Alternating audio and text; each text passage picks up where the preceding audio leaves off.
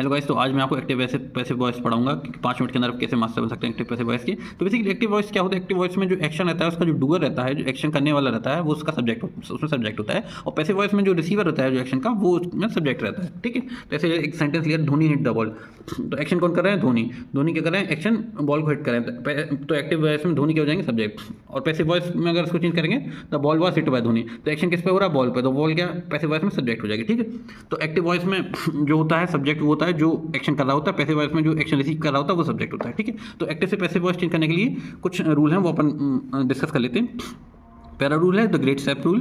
The great swap rule में क्या होता है कि जो एक्टिव वॉइस में जो सब्जेक्ट रहता है वो पैसिव वॉइस में ऑब्जेक्ट हो जाता है, और जो ऑब्जेक्ट रहता है एक्टिव वॉइस में वो सब्जेक्ट बन जाता है पैसिव वॉइस में। ठीक है, और जो पैसिव वॉइस में जो ऑब्जेक्ट रहता है उसके आगे बाय लगा जाता है। ठीक है, तो इसमें द कैट सब्जेक्ट था तो यहाँ ऑब्जेक्ट हो गया, और द माउस यहाँ ऑब्जेक्ट था तो यहाँ सब्जेक्ट हो गया। ठीक है, और बाय जरूर लगा दिया अपन ने पैसिव वॉइस में ऑब्जेक्ट के पहले। ठीक है, और जब एक्टिव वॉइस से पैसिव वॉइस में चेंज कर रहे हैं तो अपन एक ऑक्सिलरी वर्ब बी लगा देते हैं। ठीक है, तो इसको इसमें जब चेंज करेंगे तो ऑक्सिलरी वर्ब बी लगाएंगे तो बी लगेगा, बी का ऑक्सिलरी वर्ब बी का फॉर्म लग जाता है, तो इसमें बी लग गया।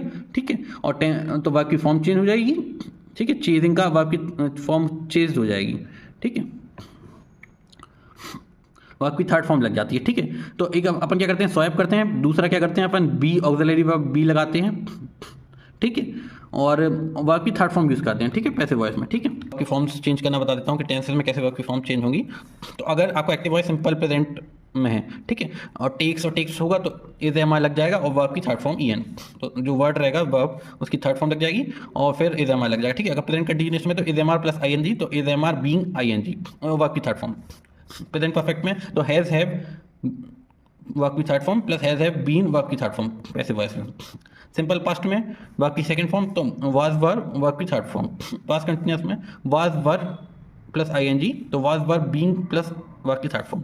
पास्ट परफेक्ट में हैड वर्ब की थर्ड फॉर्म तो हैड बीन वर्ब की थर्ड फॉर्म। सिंपल फ्यूचर में विल शैल वर्ब की first form, will shall be verb की थर्ड फॉर्म।